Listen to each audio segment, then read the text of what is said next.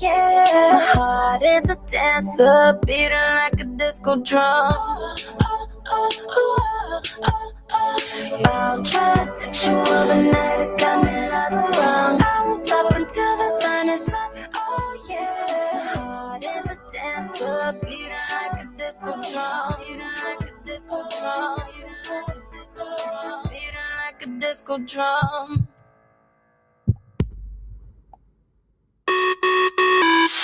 She's a mean and crazy dictator, disco diva, and you wonder who's that chick?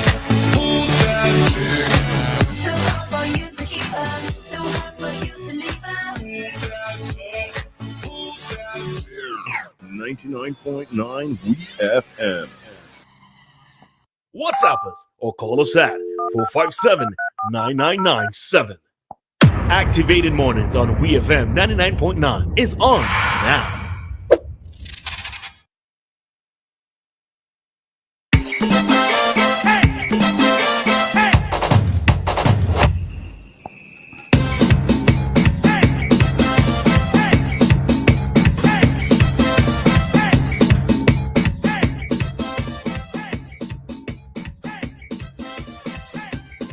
And we are back with you for another commentary segment here on today's Activated Morning program with Roleza, with Dianna and Roleza. All right. So, yeah, we are going to head into another topic at this time. For those of you who might be needing to know what the time is, it is 8:13. Rounding upwards, it's 8:13. All right. 8:13 on the dot now. Okay. All right. So there we go. All right. So I'm not sure how many of you, by way of updates, because we did speak about this a few weeks ago when the incident happened. And there has been further updates with regards to the Adrianna Younge's case. All right. So reading this from Newsroom Guyana.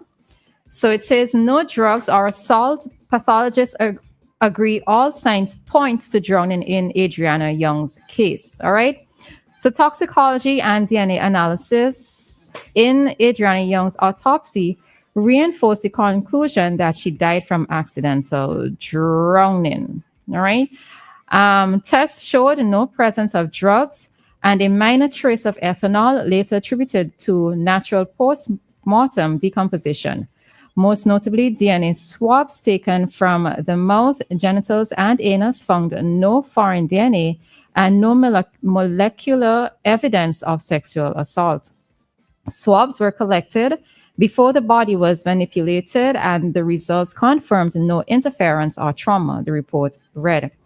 Experts say these findings remove any forensic basis for suspicion of foul play. In the pathologist's opinion, Adrianna drowned alone and without interference. All right.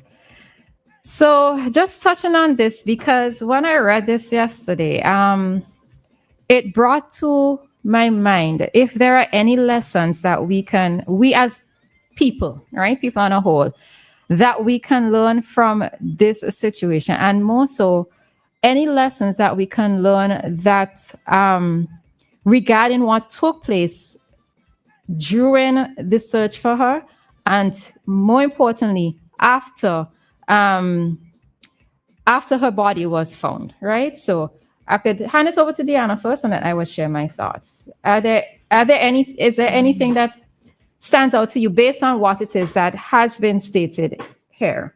Well, I don't really have any answers. What I learned is just my response here, how I need to be more careful, how I need to not let my emotions... Oh, I wasn't even talking about that.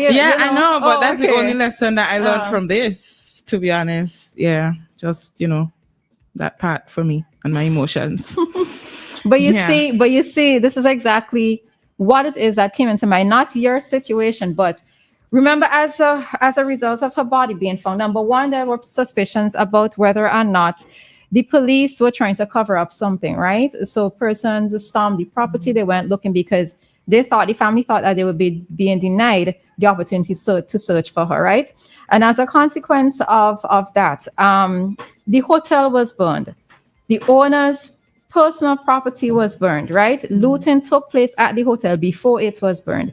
There were protest actions that took place. And even after, when the autopsy was done, the first autopsy was done, there were protests that happened. There were clashes with police. They were also placed on curfew as a result of the clashes, right? I think schools and universities in Georgetown were also closed. I'm not sure for how long, but they were closed for a period of time. And at the time that we spoke about it, I did express my concern about the hotel being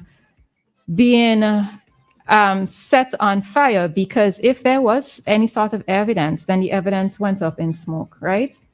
And now, given that the autopsies, and it's several autopsies, if I'm not mistaken, it may have been the third autopsy that was performed, and they all came back with the same evidence that she died from drowning.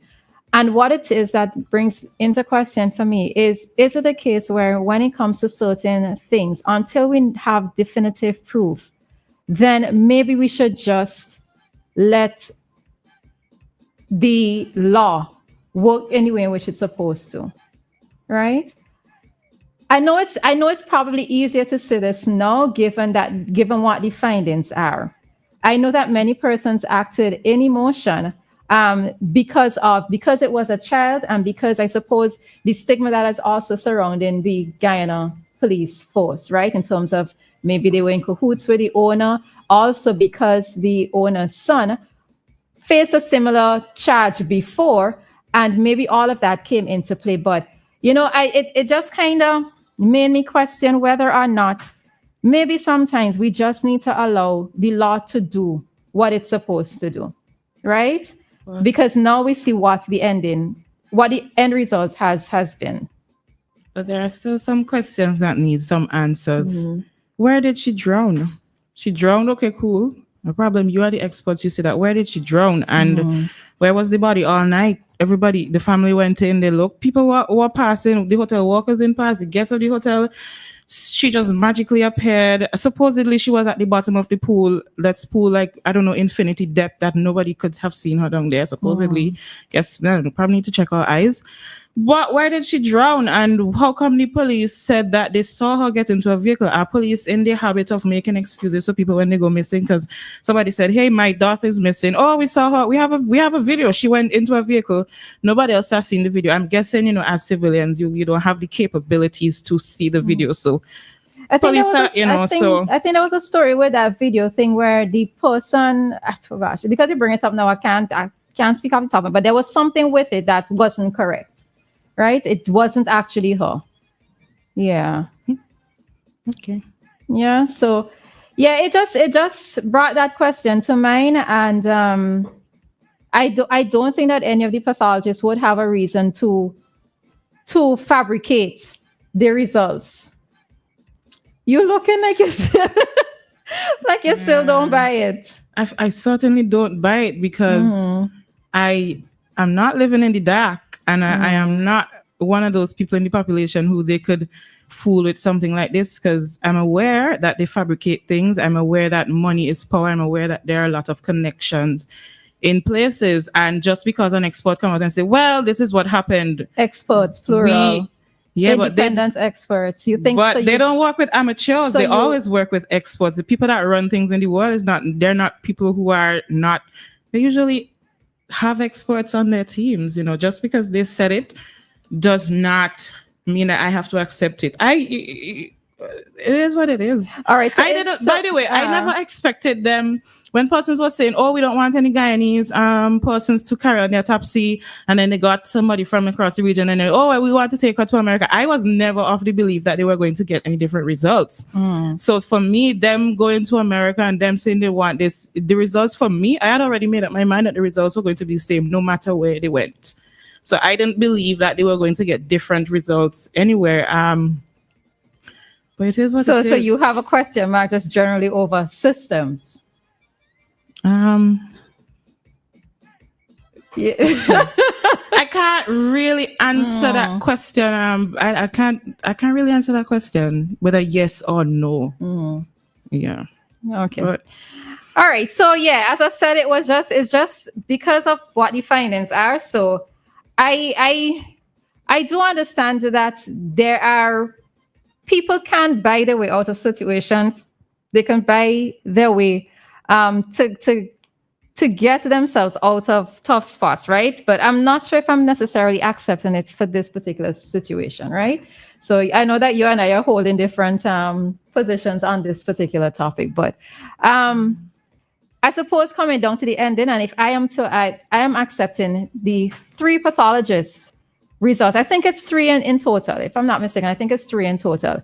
If I am to accept the pathologist findings as being without influence, without outside influence, and all of that, then it just is a learning lesson for us to maybe not necessarily go off based on emotions without maybe a bit more of factual information, right? So, yeah.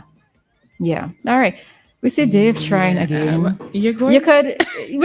I mean, all right. So Joshua say, Dianna is correct. You leave it alone. Well, yeah. I mean, but it's okay for us to have different opinions on the same matter. So that's Hello.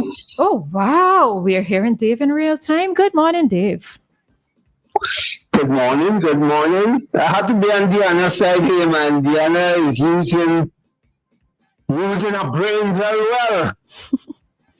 In relation to that story, I didn't hear any results. I just pick up on it. I hear you guys talking, but I didn't hear what are the findings, what is the outcome, anybody been found guilty or what? The results for that, the different pathologists said that she died as a result of drowning. Oh, yeah, that one, I don't trust anybody. I don't trust. When I say I don't trust anybody, the authorities, whoever in charge, or that to me didn't come across clear. And any one of us who are critical thinkers would have a lot of questions to ask. And that's what that's how I'm looking at that whole situation. Right? But I like how Dianna said it's according to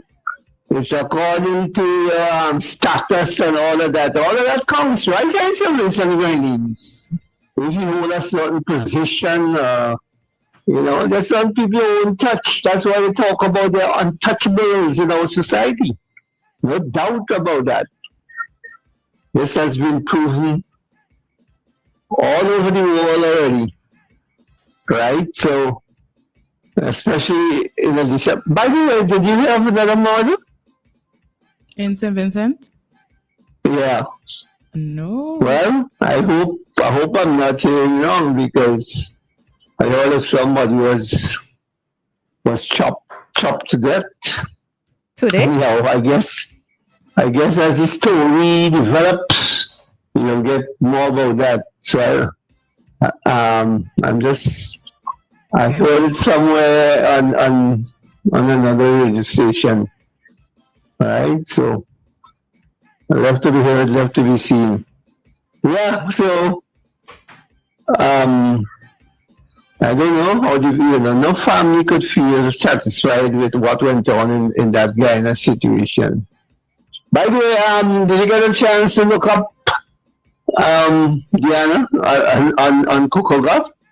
Oh, funny enough, somebody sent me a link with her. They were listening and then they sent me something with her. I did click on the link, but I didn't read extensively. Well, you better do that, because she is a big sports personality, big one. And that's why I talk about sports, If WEFM, I can't say I know WEFM has a sports program. I know you all will bring items on these things, however you gather your information from time to time. All right, so check it out, because Coco Goff, he's a big star. And what I'm happy about, she is an inspiration to millions of Black people the world over. Thank you. All right. Thanks, Dave.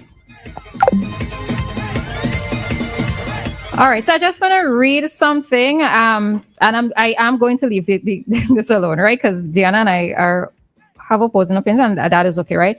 But I'm reading something here from the Sun So this is an online publication. So in case there were questions that we raised at the time that was mentioned here, right? So during a press conference around 7 p.m., this was on Tuesday, I think, the family's attorney, Darren Wade, revealed that the post-mortem examination confirmed Adrianna died from drowning.